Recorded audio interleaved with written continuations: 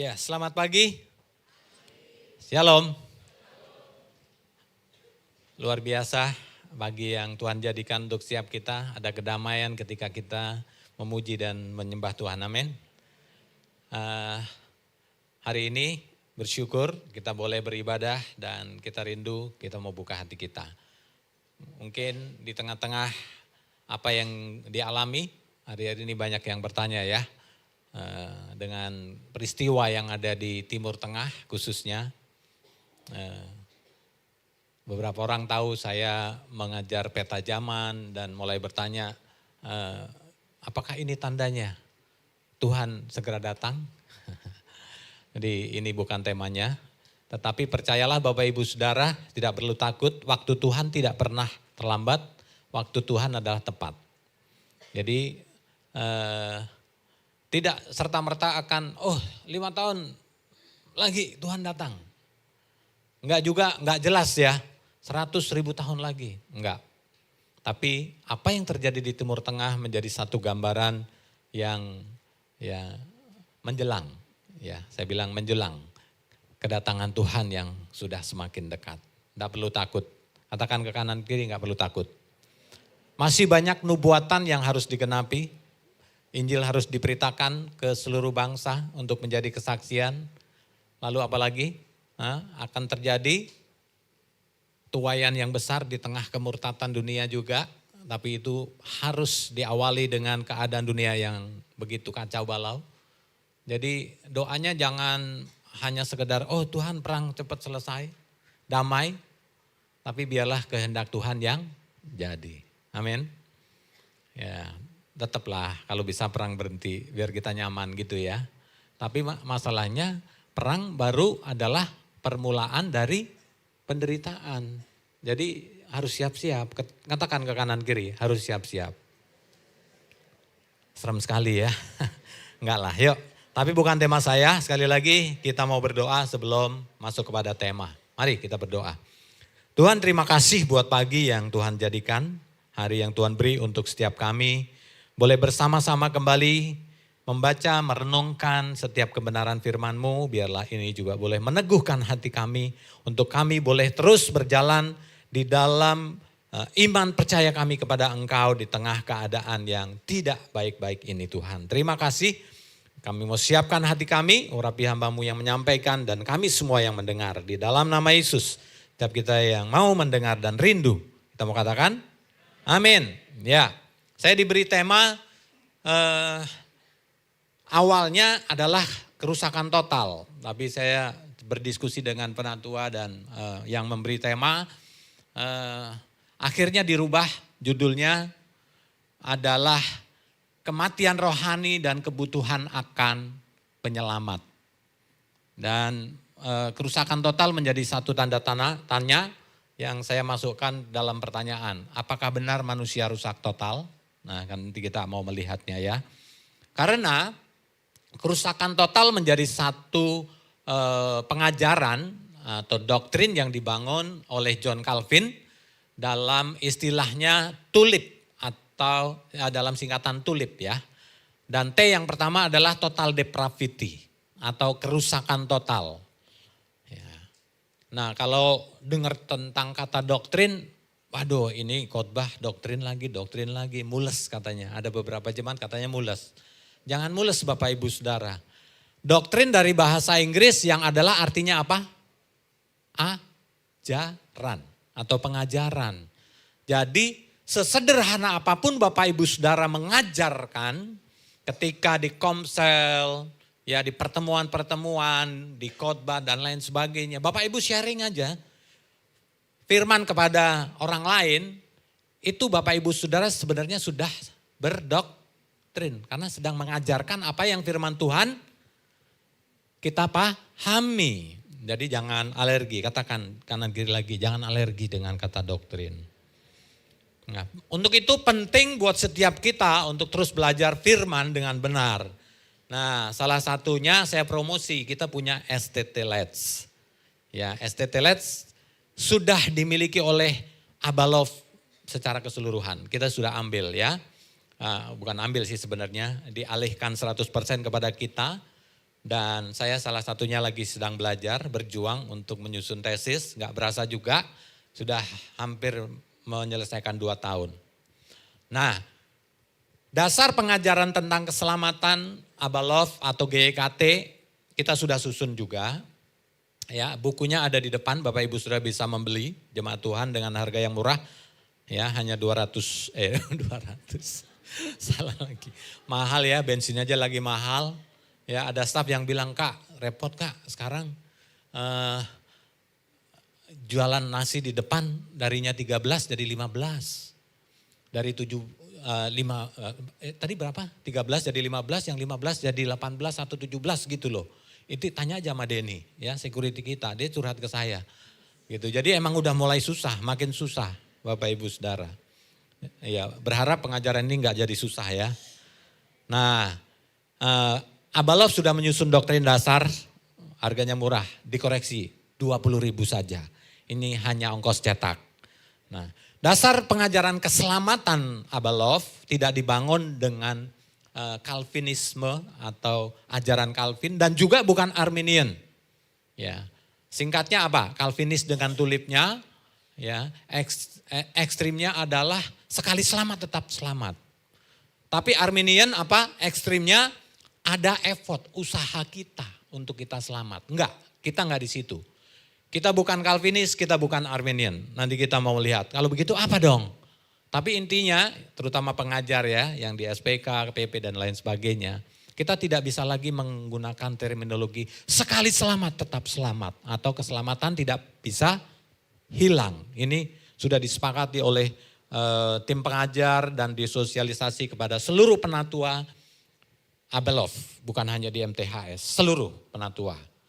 Ya, dan tadi bukunya Bapak Ibu Saudara pelajari. Nanti kalau nggak bisa, nggak paham, tanyalah kepada pemimpin. Kalau pemimpin nggak paham, tanya penatua. Ya, demikian.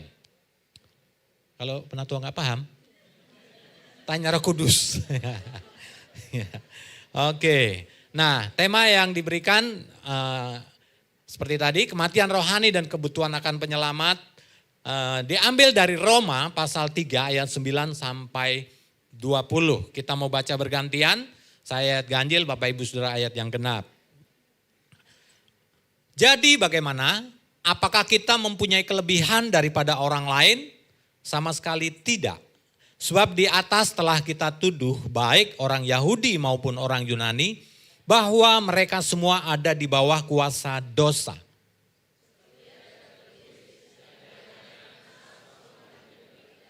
Tidak ada seorang pun yang berakal budi. Tidak ada seorang pun yang mencari Allah.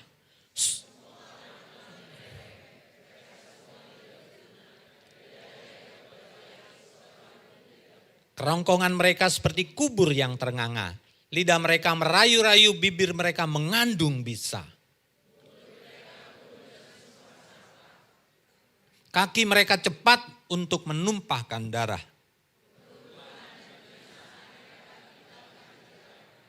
Dan jalan damai tidak mereka kenal. Tetapi kita tahu bahwa segala sesuatu yang tercantum dalam kitab Taurat ditujukan kepada mereka yang hidup di bawah hukum Taurat, supaya tersumbat setiap mulut dan seluruh dunia jatuh ke bawah hukuman Allah.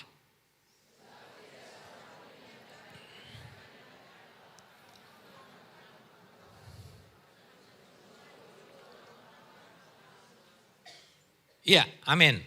Ayat 9 menjelaskan apa yang disampaikan oleh Rasul Paulus kepada orang Yahudi dan Yunani di Roma saat itu, di mana mereka semua dikatakan apa?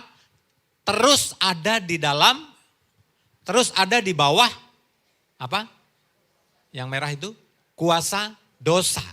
Ya. Istilah Yahudi dan Yunani adalah menunjukkan manusia secara umum, bukan orang percaya. Artinya semua manusia. Sekalipun orang-orang Yahudi, orang Yunani, mereka hidup di dalam Taurat, tidak ada yang dapat membenarkan hidup manusia dari natur atau alamiahnya dosa.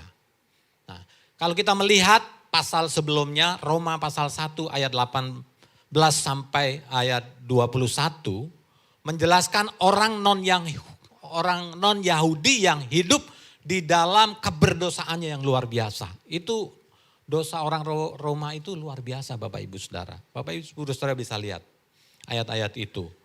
Nah, di pasal 2 ayat 1 sampai 29 juga menegaskan termasuk orang-orang Yahudi sendiri yang hidup di dalam hukum Taurat maupun sunat, tetapi tetap mereka hidup di dalam dosa dan tidak dapat menyelamatkan mereka dari hukuman dosa. Nah, perikop dan ayat-ayat ini oleh beberapa kalangan membangun pengajaran manusia sudah rusak total. Ya. Dan tidak dapat merespon keselamatan yang Allah beri dari hukuman dosa. Ekstrimnya adalah Allah sudah menetapkan ada orang yang selamat dan orang yang tidak selamat. Kalau demikian, ngapain kita penginjilan lagi ya? Kita ke Kutai, kita ke Sumba, kemana? Kalimantan Tengah, Nepal, nyari orang yang belum selamat. Ngapain lagi? Toh Tuhan sudah tetapkan kok siapa yang akan selamat dan siapa yang tidak selamat. Enggak, begitu. Ya, Allah sudah menetapkan. Apa yang Allah tetapkan? Bahkan sebelum dunia dijadikan, Allah menetapkan manusia itu untuk apa?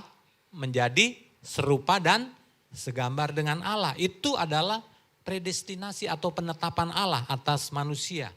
Bukan hanya Adam dan Hawa. Karena Adam dan Hawa diciptakan dan diberi perintah untuk apa? Beranak cucu, bertambah banyak, penuhilah bumi dengan apa? Gambar dan rupa Allah. Nah, walaupun manusia, Adam dan Hawa jatuh di dalam dosa, apakah rencana Allah gagal? Apakah rencana Allah berubah untuk menjadikan manusia serupa dan segambar dengan Allah? Enggak. Allah tetap mau manusia, semua keturunan, baik Adam dan Hawa juga untuk selamat dari hukuman dosa. Walau tidak semua orang menerima ya keselamatan yang Tuhan berikan.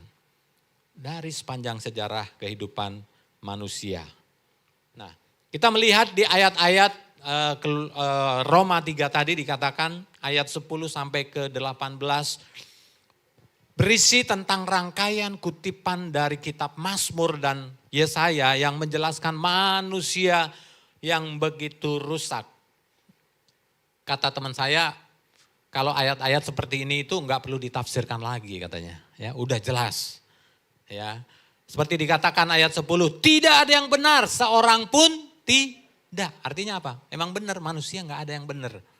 Tidak ada yang mencari Allah. Semua telah menyimpang.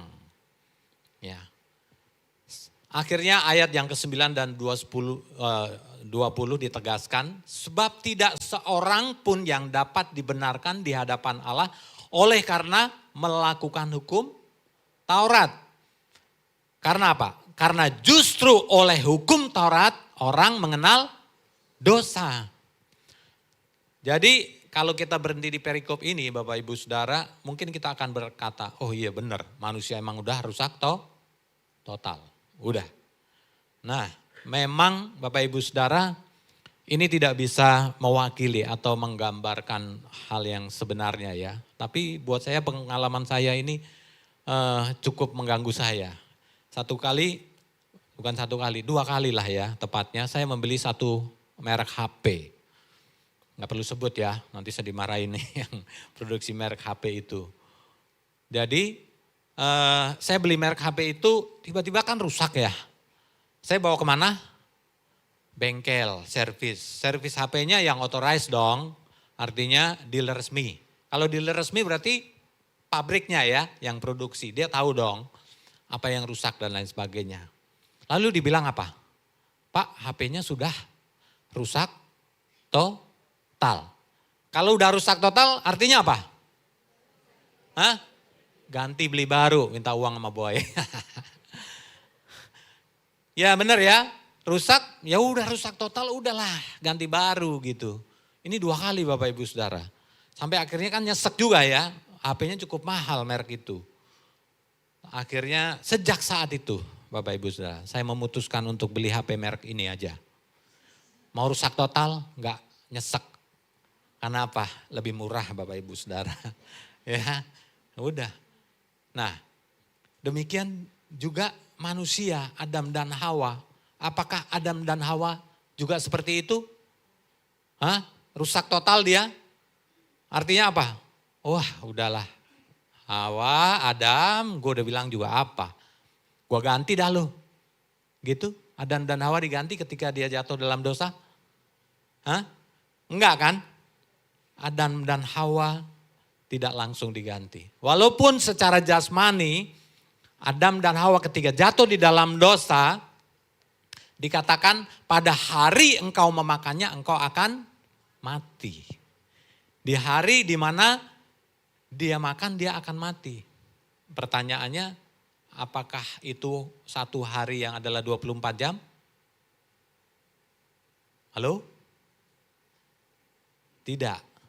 Buktinya Adam justru dari kejatuhannya di dalam dosa, manusia baru diberi umur dan baru mulai diukur umurnya. Ya. Satu hari yang dimaksud adalah satu harinya Tuhan. Dalam konteks ayat itu, di kejadian itu adalah 1000 tahun bagi manusia. Ya. Sebelum Adam dan Hawa jatuh di dalam dosa, Allah menciptakan manusia itu serupa dan segambar dengan Allah. Tidak mengalami kematian. Ya, nanti kita lihat. Hanya karena manusia jatuh di dalam dosa, maka Adam dan Hawa secara jasmani pun juga harus mengalami kematian. Ya. Dia mulai dihitung umurnya. Dia mengalami penuaan dan akhirnya secara jasmani mati. Umur berapa Adam? Dia mati 930 tahun. Kejadian 5 ayat 5. Persis dia tidak mencapai satu harinya Tuhan. Di mana hari engkau memakannya engkau akan mati. Gak sampai 1000 tahun dia hidup. Mati dia. Nah, Bapak Ibu Saudara, nanti kita akan lihat lebih detail. Nah, bagaimana dengan jiwa dan roh Adam? Sama, dia mengalami kematian. Ya. Ini yang menurut saya ini yang tidak total. Manusia masih punya jiwa dan roh. Ya. Yang masih bisa untuk merespon ketika nanti Roh Kudus memberikan keselamatannya kepada hidup setiap kita. Ya. Dan ini yang diperlukan untuk setiap kita. Apa reaksi Adam dan Hawa ketika dia jatuh di dalam dosa? Secara fisik dia menyadari ketelanjangannya, apa yang dia lakukan? Dia ambil daun pohon ara untuk menutupi ketelanjangannya. Tetapi Allah pastinya menyembelih dulu ya. Karena dia akan menyematkan kulit binatang. Artinya harus ada korban dari binatang. Artinya ada darah yang dicurahkan untuk mengambil kulit dari binatang itu untuk menutup apa? Kesalahan dosa manusia. Dan itu adalah anugerah Tuhan, kedaulatan Tuhan. Bukan usaha manusia. Usaha manusia dia ambil daun pohon ara. Tuhan memberikan apa? Kulit dari binatang. Itu adalah simbol pengorbanan dan keselamatan yang juga terus diberikan kepada bangsa Israel. Ketika mereka menerapkan hukum Taurat, ada korban-korban yang harus dipersembahkan untuk menghapus setiap dosa manusia. Bahkan juga oleh saudara sepupu kita. Nah, saya akan sedikit masuk. Kalau kita belajar tadi sampai dengan Roma 3 sampai ayat yang ke-20 mungkin kita akan berkata rusak total. Enggak, manusia enggak rusak total. Nah, makna dan konsekuensi dosa kita melihat dari Roma pasal 3 ayat 23. Mungkin ini akan lebih dalam akan dibagikan oleh pembicara-pembicara berikutnya. Nah, kita udah masuk kitab Roma ya Bapak Ibu Saudara. Kalau yang lalu para pembicara semua kitab Efesus. Ya. Roma pasal 3 ayat 23, kita mau baca bersama-sama, 1, 2, 3. Karena semua orang telah berbuat dosa dan telah kehilangan kemuliaan Allah. Nah, dalam bahasa Inggris, King James Version-nya berkata, for all have sinned and come short of the glory of God. Nah, ada dua kata menarik yang saya rindu untuk kita sama-sama belajar di sini. Ya, di mana dikatakan kata yang pertama yang saya beri tanda di sini adalah semua orang telah berbuat dosa. Yang merah dalam bahasa aslinya dikatakan itu adalah hamartano. Atau Bapak Ibu Saudara pernah mendengar yang namanya hamartia. Apa itu dosa? Semua orang telah berbuat dosa. Hamartano. Apa itu hamartano? Ya, dalam bahasa asli Yunani itu G264 itu adalah pengkodean atau kamus strong dari bahasa Yunaninya yang memiliki arti atau makna seperti yang dijelaskan di bawah. Ya, slide berikutnya. Dikatakan properly to miss the mark. Artinya apa? Meleset dari sasaran, itu dosa. Hamartia. Ya. Kalau kita ada satu sasaran, seorang pemanah atau penembak ada satu sasaran. Ya. Ada angka dan ada yang paling tengah. Ya, kita harus sampai kepada yang paling tengah. Jadi kalau namanya manusia sudah berbuat dosa artinya dia sudah melenceng hamartano. Dari apa? Sasaran. Ke sana. Enggak benar-benar mengarah dari sasaran. Itu adalah dosa. Nah, hal yang kedua dikatakan semua manusia telah berbuat dosa dan apa? Kehilangan kemuliaan Allah. Ini seolah-olah menjelaskan apa? Kita udah dapat kemuliaan Allah tetapi hilang. Benar? Kenapa? Karena semua orang telah berbuat dosa dan kehilangan kemuliaan Allah. Mungkin kita berpikir dalam bahasa Indonesianya, wah iya benar, udah dapat tapi hilang kemuliaannya. Pengertiannya enggak begitu Bapak Ibu Saudara. Kita melihat dari kata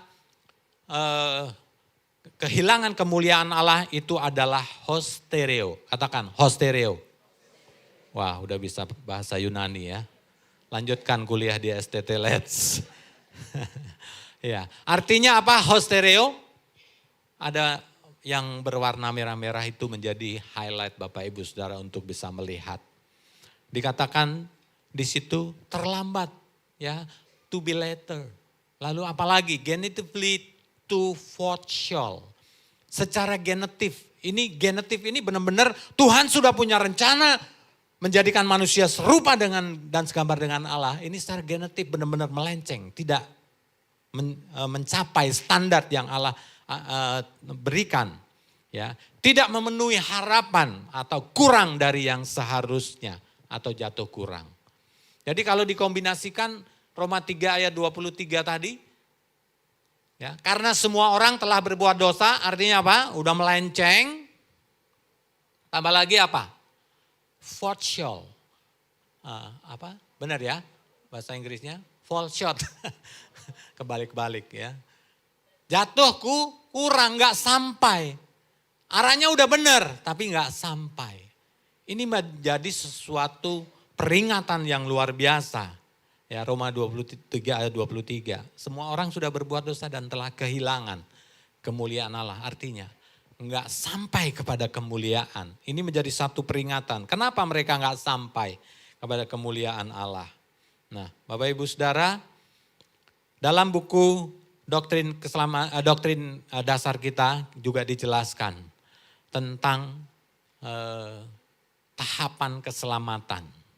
Ya.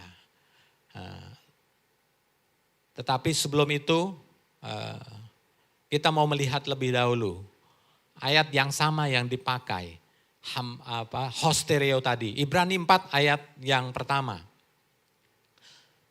Kita mau baca bersama-sama sekali lagi. 1, 2, 3.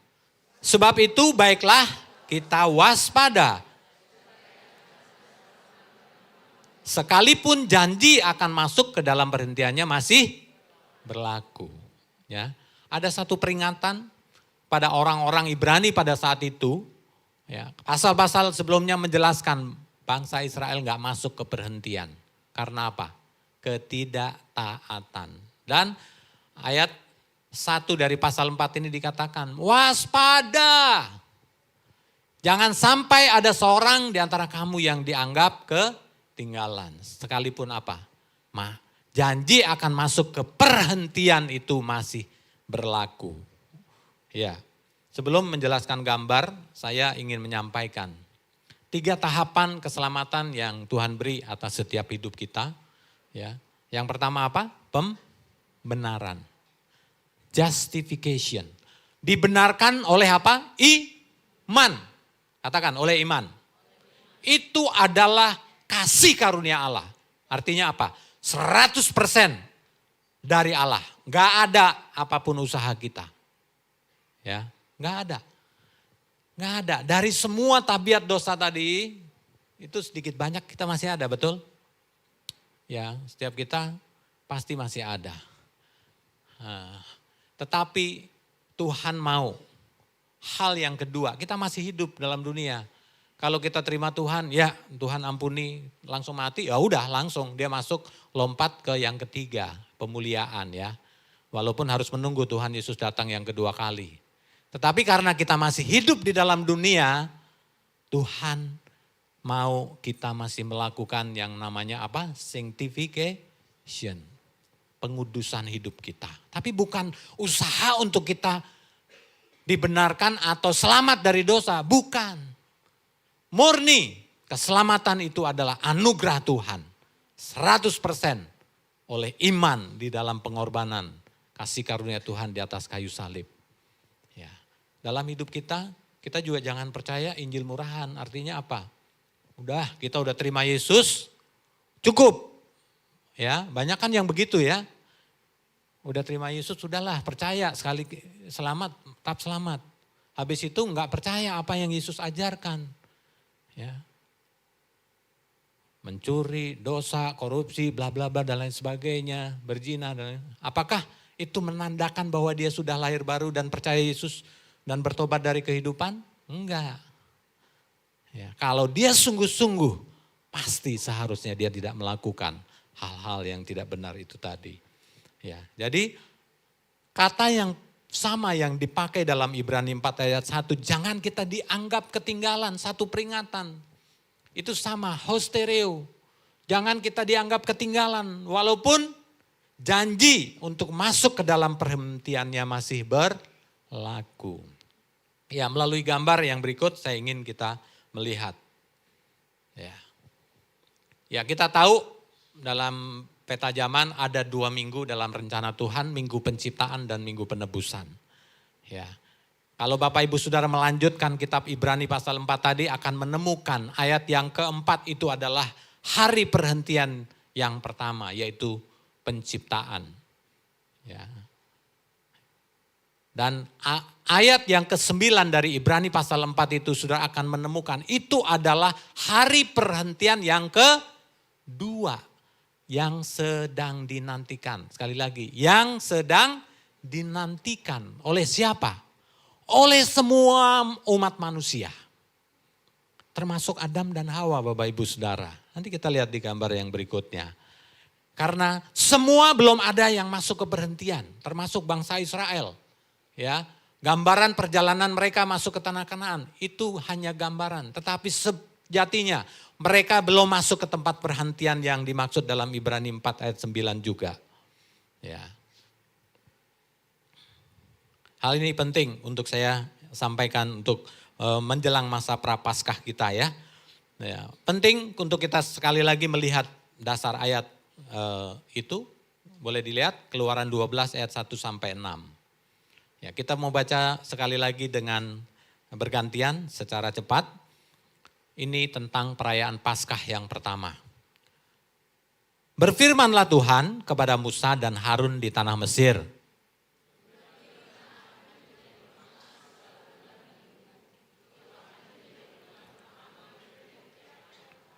Katakanlah kepada segenap jemaah Israel pada tanggal 10 bulan ini, Diambillah oleh masing-masing seekor anak domba menurut kaum keluarga, seekor anak domba untuk tiap-tiap rumah tangga.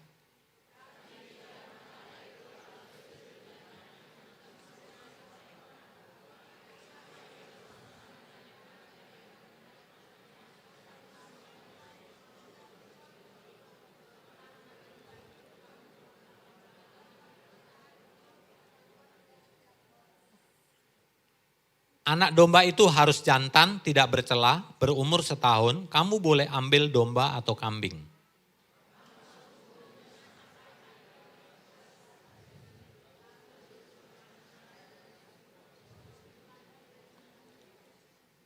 Iya, baik.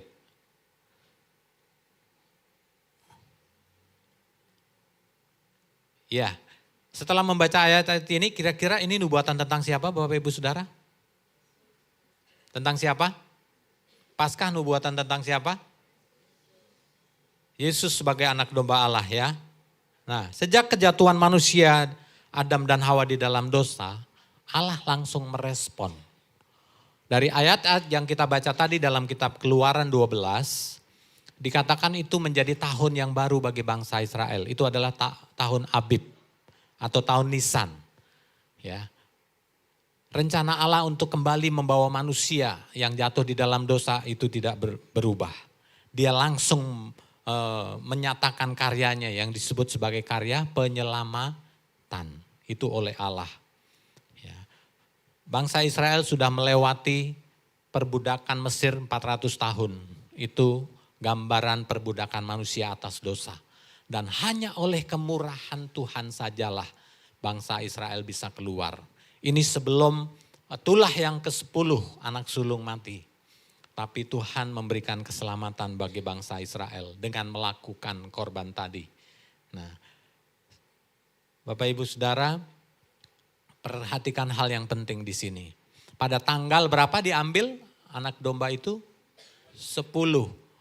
Dan dia harus dikurung selama 4 hari. Yaitu sampai kepada hari yang ke-14. Jadi persis 4 hari. Di dalam Keluaran 12 menubuatkan 4.000 tahun dari apa? Dari Adam sampai Yesus mati di atas kayu salib. Dari tanggal 10 sampai dengan tanggal 14 itu adalah 4 hari di mana manusia Adam dan Hawa yang jatuh di dalam dosa ditebus oleh Allah. Dan anak domba itu sudah diambil dari sejak tanggal 10. Nah, Bapak Ibu Saudara, ini satu nubuatan yang luar biasa. Yang Tuhan mau untuk kita melihat. Kita melihat gambar berikutnya. Nah, saya ingin menjelaskan gambar ini. Ada yang berkata, manusia tidak diciptakan kekal dari mulanya. Saya mau bilang manusia diciptakan kekal dari mulanya. Tapi karena dosa membawa manusia jatuh dan tidak lagi kekal. Tetapi rencana Tuhan gak gagal ya. Dia akan kembali kepada kekekalan. Nah, dari kitab Keluaran 12 tadi Bapak Ibu sudah perhatikan. Manusia dan Adam dan Hawa diciptakan di hari ke-6. Kalau ini 1 kali 24 jam, sebenarnya secara logika itu mustahil Bapak Ibu Saudara. Manusia Adam yang diciptakan harus menamai semua binatang-binatang baik yang melata, di atas bumi, di laut, dan di mana-mana semuanya harus dinamai satu-satu. Kalau 1 kali 24 jam mustahil ya. Walaupun Tuhan bilang bisa aja bim salabim ya. Dalam penciptaan itu 1 kali 24 jam. Ya. Tetapi dia juga beristirahat ketika dia diberikan pasangan. Ya. Dan akhirnya dia hidup. Nah, setelah itu Tuhan berhenti di hari perhentian yang pertama tadi. Di minggu penciptaan, hari yang ke-7 yang pertama. Dia hidup dengan Tuhan. Ya, kalau mau saya bilang 24 jam rugi banget ya, sayang banget ya. Hidup sama Tuhan cuma sebentar. Adam dan Hawa pada saat itu maksudnya. Cuma 24 jam ya, cuma lewat dipotong tidur 8-10 jam cuman sebentar banget gitu. Nah, kenapa ada tanda tanya di sini? Ya, tadi ada yang bertanya juga. Kenapa tanda-tanda di sini? Berdasarkan kitab Keluaran tadi, ada dugaan. Ya, kenapa? Anak domba diambil pada tanggal 10. Ada dugaan Adam dan Hawa masih hidup setelah hari yang ke-7 sampai, nah saya mau bilang, sampai kapan? Adam dan Hawa jatuh di dalam dosa. Karena sebelum Adam dan Hawa jatuh di dalam dosa, dia tidak berumur. Umurnya belum dihitung. Adam dan Hawa jatuh di dalam dosa, Kejadian pasal 3, baru dimulai umur manusia dan dihitung. Tetapi Allah langsung merespon keselamatan atas dosa Adam dan Hawa. Dan tepat 4 hari di dalam Keluaran 12 ayat 3 sampai 6. Anak domba dikurung dan hari ke-14 di waktu senja. Yesus disalib di waktu senja. Apakah ini cocokologi? Kebetulan enggak. Tuhan sangat luar biasa memberikan pewahyuan ini untuk setiap kita pahami. Dan kita tahu sejak kematian dan kebangkitan Yesus, kita sudah berjalan di hari ke-5 dan ke-6.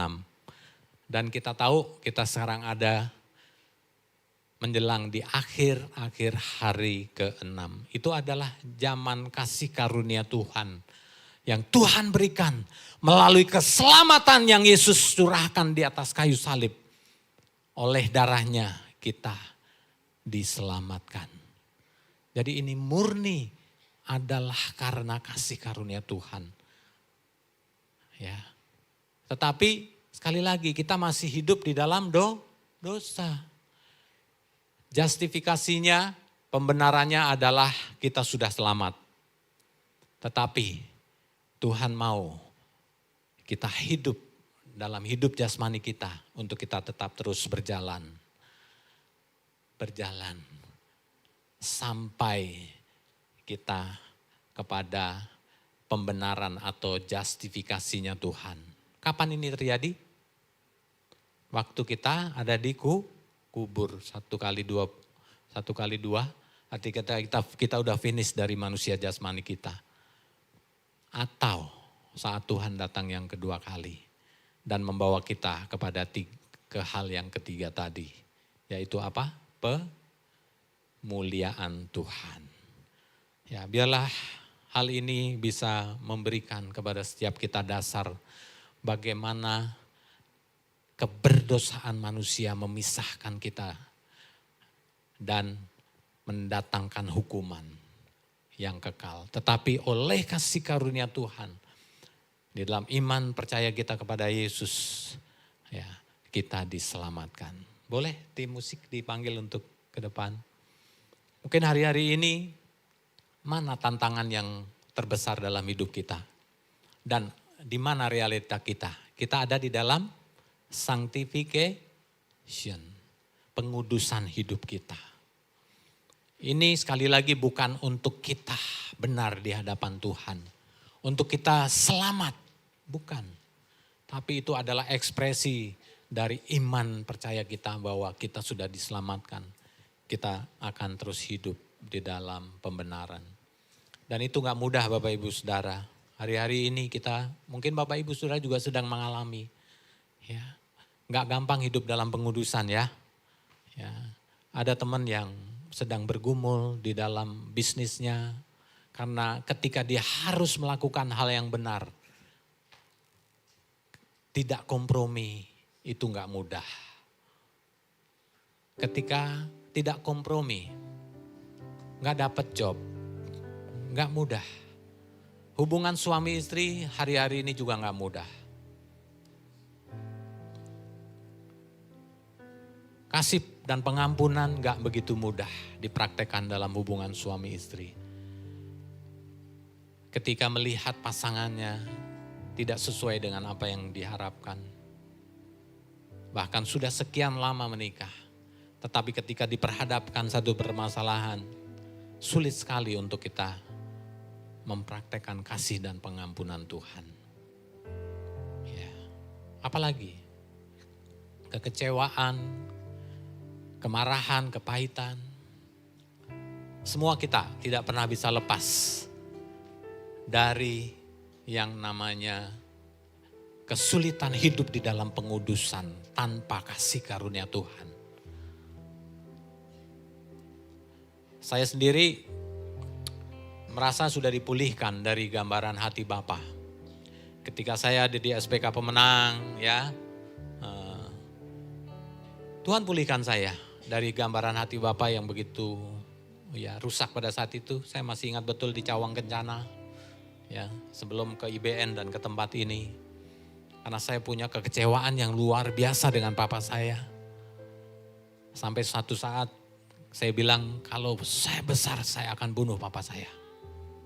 Karena waktu kecil papa saya begitu kasar. Makanan gak enak ditumpahin. Mama saya, kakak saya anak paling kecil. Dagang, uang masuk ke laci, dilihat sore banyak yang hilang. Siapa yang dituduh? Gak berani tuduh kakak saya, dia tuduh saya. Saya dikejar-kejar dengan golok, mau digolok sama papa saya. Ya, itu jauh sebelum saya menginjak STM, ya, SMA atau sekarang sekolah kejuruan, ya, sekolah menengah kejuruan. Saya pindah kota dan saya bilang saya mau balas papa saya. Tuhan pulihkan saya loh. Saya hijrah ke Jakarta, ya, terdampar di Abalov. Terdampar ya bang. Dipulihkan hati Bapa. Ya, tapi ternyata ada sisi-sisi yang gak selesai juga. Ketika saya punya kekecewaan itu ternyata lebih dalam lagi. Artinya gini. Jauh di dalam hati kecil saya udah ngampuni loh. Papa saya satu kali, saya wisuda, dia datang. Udah tua gitu ya. Datang ke rumah di kakak saya yang di Jati Kramat, ya. Saya ngobrol sama dia, saya dipulihkan. Saya tanya, "Pak, kenapa dulu papa tinggalin keluarga?" Karena dia nikah lagi dan saya punya sepupu, bukan sepupu ya, apa namanya? Ya anak yang sepantara sama saya dari istri yang lain. Saya bilang, kenapa dulu papa tinggalin keluarga sih? Telantarin keluarga.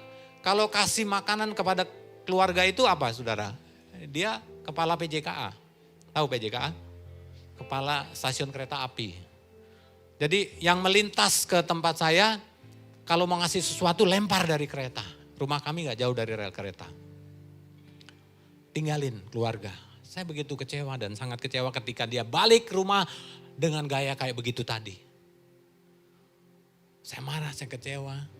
Dan tidak pernah bisa melihat dan memanggil saya papa. Dia bilang waktu balik itu saya masih ingat betul TK. Panggil saya papa, gak bisa orang TK baru saya lihat dia. Kok lalu tiba-tiba saya suruh manggil papa. Tapi waktu pemulihan saya bilang, kenapa sih dulu papa lakukan itu? Dia bilang apa? Aku juga gak tahu kenapa dulu begitu. Ya udah mau bilang apa? Mau diperdalam apa lagi? Udah. Ya udah, emang Tuhan juga udah pulihkan. Ya udah. Tetapi hal itu juga gak tuntas ternyata. Jauh di dalam apa ini bilang pikiran saya ya. Kalau saya melihat otoritas yang tidak sesuai dengan apa yang saya harapkan. Bangkit manusia jasmani saya, saudara. Mendidih di hati, mendidih di hati, katanya begitu ya. Ada otoritas nih gak benar yang pandangan saya. Sikat, pak. Dengan apa? Kata-kata yang setajam silet. Ini diakui, memang saya juga akui. Bukan saya berarti gak mau berubah ya Bapak Ibu Saudara. Karena sama istri saya itu paling tahu. Istri saya paling hebat. Kata-kata saya memang benar-benar setajam silet. Itu bagi yang mengenal ya. Kalau yang gak kenal kan saya baik-baik ya. Lihat aja mukanya. Tapi ekspresi kedua apa? Kalau saya gak setuju dan akhirnya mentok. Aduh. Silent treatment. Saya tipikal begitu Bapak Ibu Saudara. Ini saya dapetin, wah ini problem otoritas yang saya juga terus terang masih terus harus dipulihkan. Ketika saya melihat otoritas yang gak benar. Tajam silet atau silent treatment.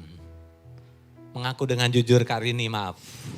Dia yang paling banyak mengalami silent treatment. Saya bilang Karini, udah deh dalam banyak hal mungkin kita berbeda. Udah deh kita temenan aja deh Kak.